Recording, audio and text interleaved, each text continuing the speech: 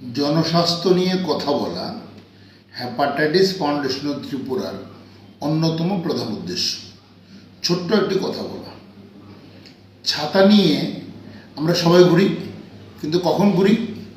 যখন বৃষ্টি পড়ে বা ঝড় হয় বা এই ধরনের কোনো অসুবিধা হয়।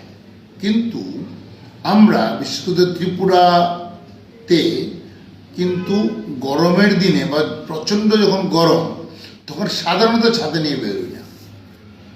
কেন?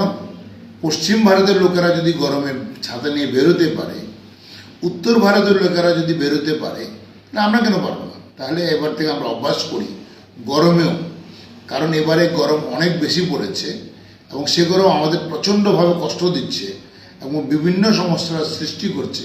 তাই গরমেও আমরা ছাতা ব্যবহার করব, ছাতা নিয়ে চলবো, ছাতা নিয়ে হাঁটবো, বিশেষ করে সকাল 9টা-10টার পর থেকে বিকাল 4টে-5টার পর পর্যন্ত, যখন আপনার ছায়া আপনার থেকে ছোট হয়ে যায়, তখন অতি অবশ্যই মাথায় ছাতা রাখবেন, তাহলে ভালো থাকবেন।